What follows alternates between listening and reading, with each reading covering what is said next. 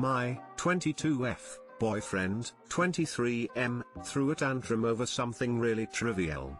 He has since apologized, but I still feel lousy over the whole episode. Too long didn't read. My boyfriend threw a huge tantrum over something really trivial. The whole episode made me feel very lousy. Though he has apologized, sincerely, in my opinion, I still feel very shitty because he has shown me my place in his heart and that he wasn't afraid of losing me by hurting me. He has finally said stuff I needed to hear after telling him multiple times, but now his words have little to no impact on me. My boyfriend and I are almost a year in and we have had a fair amount of fights in the course of our relationship. Fights do happen, and one thing I am glad about is that both he and I don't shrug our fights off. We solve it and hug it out within a few hours or a day. However, I realized, 8 out of 10 times I was the one starting the conversation and asking him how was he, if he's fine, etc. He would usually respond with I don't see why wouldn't I be. I wasn't the one who started the fight. I've just been gaming / not thinking about it. The remaining 2 out of 10 times, I believe he only bothered to initiate a conversation out of necessity. For example, we had plans to visit his parents or his friends, so of course he needed to ask me for my availability. Practical things like that. I doubt he ever started a conversation out of concern. By the way, my country has lifted the lockdown measures so we can meet people here. I've told him multiple times that the way he puts it across is as if he doesn't care. It's as if our fights didn't affect him. He never once asked me how was I feeling. He never asked about my well-being after our big, emotional fights. He really just shuts in and puts up an air of indifference. We had another full-blown argument 2 weeks back, and I brought up this emotional unavailability, to which he responded saying it was his coping mechanism and that probably our previous arguments made him this way. Anyway, we managed to solve this again and things were fine after that. But not for long. About 2 days ago,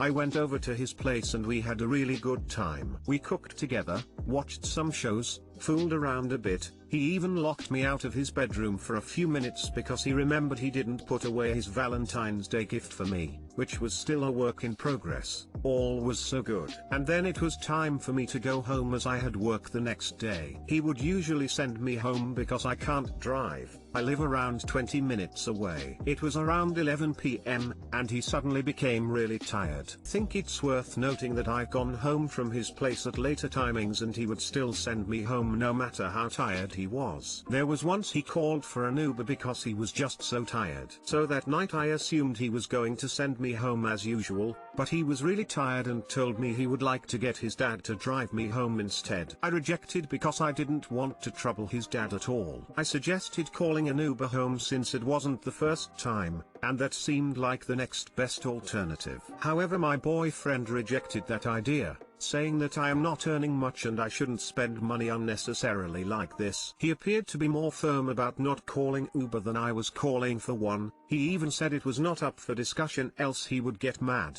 so he decided to drive me home. On the way home, we didn't talk at all. Felt like he was tired. The whole time I felt guilty, but I was very thankful that he still willingly drove me home despite being so exhausted. I just felt like I could rely on him no matter what, and he would not compromise on my safety for anything. When I reached home, I gave him a hug and thanked him for sending me home. He didn't reciprocate much, just nodded and drove off. Later on at home, after I got out of the shower, I received a text from him. I am upset. I was basically forced to send you home against my will, and I don't feel good about it at all.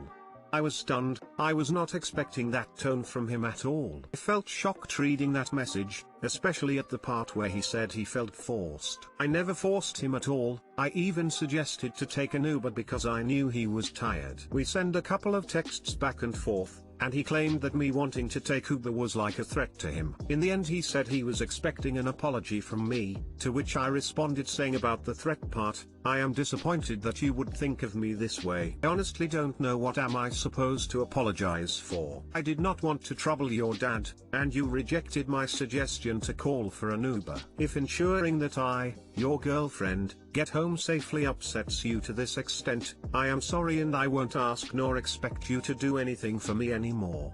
He didn't reply. It was 2 a.m. by then. He then sent another wall of text the next morning, yesterday, but deleted it shortly after. I vaguely remember some parts, but what stuck with me was he said something like about your last sentence, "I hope you don't mean it because I am warning you if you do." I didn't even want to open up the chat, I was so disappointed by everything. A few minutes later, he sent another text saying, "I guess me receiving help isn't worth arguing with you over. I don't want to jeopardize our relationship over this." I didn't open up the chat again. Throughout the course of the day, he sent more texts to not ignore him, politely, but I did not open up the chat. Honestly, I was just sad at how everything turned out. We were having so much fun the day before, but suddenly it turned into this whole blame game about me being at fault. Till now, I still don't know what I did wrong. I decided to reply him after a while and I just responded saying I wasn't ignoring him, I was just tired. He responded 15 minutes later, with an apology. He said he realized he was just messing, he was sorry for ruining the night and letting his pettiness get the better of him. He said he regretted digging at me and he hopes that I can forgive him for this matter. When I saw the apology, I felt obligated to forgive because it sounded sincere and heartfelt, like he really knew what went wrong. However, I don't feel good at the thought of letting this slide. To me it felt like, he only chose to send me home because he felt like he had no choice, rather than him being concerned about my safety. I still feel very shitty about this, and we haven't spoken the whole afternoon today, and he finally started the conversation by asking me, "How are you feeling today?" These were the words I needed to hear last time, but now, I feel like these words have little to no impact on me anymore. Perhaps they came too late. Usually I would initiate the conversation, but I am just so jaded by the whole episode, I didn't even feel disappointed in him for not texting me the whole day. That's how numb I am right now. I feel obligated to reply him, but I honestly don't know what to say. He has apologized. It is a trivial matter but he blew it out of proportion, and now I don't know if I don't reciprocate his efforts in trying to make things work. Would it seem like I am deliberately making things difficult for him? Edit. Thanks guys for your input. I am going to meet him face to face today and talk things out with him. I realized he does have the tendency to blame, and I will explain and apologize for my lack of response to his messages. But like what one commenter pointed out, this isn't an isolated incident. I'll update you guys if there are any changes, I guess. Thank you all.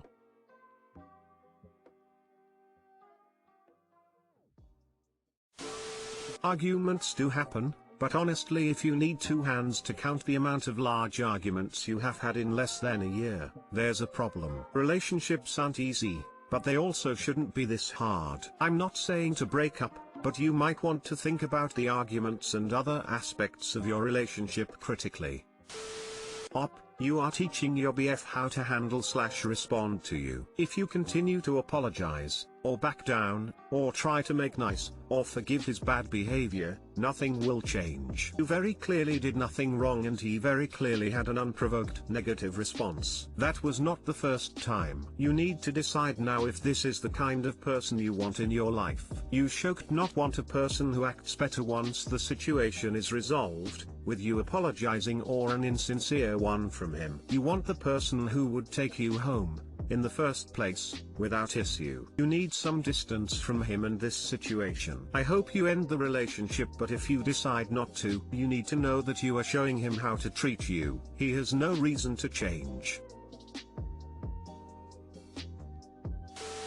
I spot a few different manipulation tactics in his responses to you. He may not be realizing what he's doing, but whenever he shifts the blame, discredits your concerns, makes you feel silly/paranoid for bringing something up, gives you the silent treatment, is passive-aggressive, plays the victim, you need to call him out. Personally, that's a lot of issues. He sounds like he has a bunch of emotional issues, as well as not being emotionally available. He sounds immature as well. Personally, I would find someone more mature and self-aware. He's still in his early 20s, so maybe he can change, but he needs to be aware of it and take what you say seriously and with respect. Also, there shouldn't be that many arguments, let alone 1 or 2 the first year. I would break up and find a better relationship. would probably say something like, "I appreciate your apology and I appreciate that it was obviously sincere and heartfelt. However, even with your apology I am still upset about this and I need some time to think about what I'm looking for to resolve the situation. Can we talk more about this tomorrow?" Then take some time and think it through. Do you feel hurt? Are you looking for him to say or do something that would reassure you it won't happen again? What would resolve this for 4? Dude. So in summary, he never reaches out / acts like he doesn't care about you, cause he doesn't communicate well, throws a tantrum when you don't magically read his mind, and you guys fight a lot. All this in less than a year. This is not a good or sustainable situation. You should just end it now. GF, 17F, of 3 months thinks it's weird I, 17 meters, kiss her forehead. Yesterday I kissed my GF on the forehead before leaving and she mentioned she thought that was strange because it's something you do more to your little sister or child than your partner. I said I liked kissing her all over and I thought it was a sweet gesture to kiss her forehead. She smiled awkwardly and said she thought it was weird. So I asked her if she wanted me to stop doing it and suddenly her face turned more serious and said she wasn't sure. So I just left, a bit confused. Is it weird to kiss your girlfriend in the forehead? Should I stop? Too long didn't read. I kiss my GF's forehead and she thinks it's weird. Is it weird? Should I stop? I don't think that it's weird, but she's not into it, so stop doing it. I'm 45 and love when my so kisses me on the forehead. For me it means love and respect and not just lust. It's a sweet caring gesture. However, if she wants you to stop then you should but explain to her what it means to you.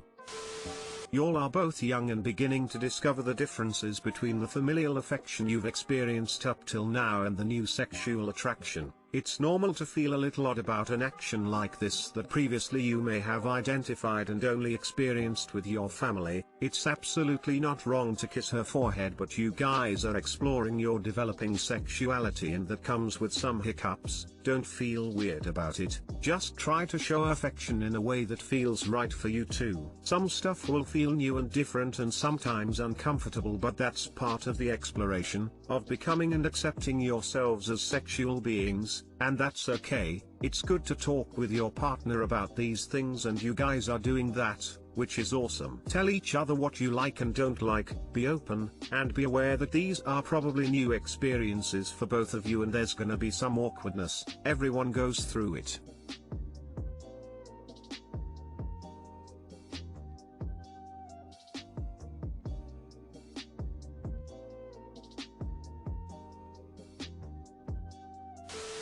Well, if it's weird to her, and you don't care one way or another, just do what she desires and stop kissing her on the forehead. Maybe her parents did that, and she associates it with them.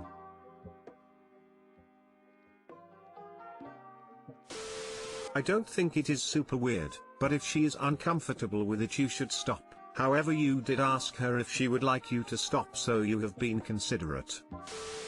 I, 38/F, am struggling to deal with a challenging coworker and would love suggestions. This is a professional relationship question. I hope it is okay I post this here. I, 38/F, work in a professional technical environment, and on a small team of 5. One of my coworkers is a challenge to deal with. This is one of her first jobs and in her 20s. She gets into bad moods, will not take any guidance or suggestions from the team and is unapproachable most of the time. She has issues focusing, so when we attempt to train on new software, she gets frustrated and begins complaining. She states she has a learning disability and is forgetful, and we do our best to accommodate her. When she first started she was abusing our communication channels by posting her personal stuff, and I told her to stop, which offended her. I apologized to her personally, because I hurt her feelings, but she has never gotten over it. That was over a year ago. Recently, she attempted to send out a departmental publication without my credentials, everyone else had theirs, and she would not respond to me. So I escalated this to management. It was resolved through that channel, but she still did not respond to me. No response, apology, nothing. Another coworker finds her challenging to work with as well, and he is also at a loss. What is the best way to remain professional, without walking on eggshells around this person? Do you have suggestions? Our manager has been ineffective in counseling this person. My manager does not like confrontation. Too long didn't read. A coworker of mine is challenging to deal with, and I am unsure how to not walk on eggshells around her and be effective in my work.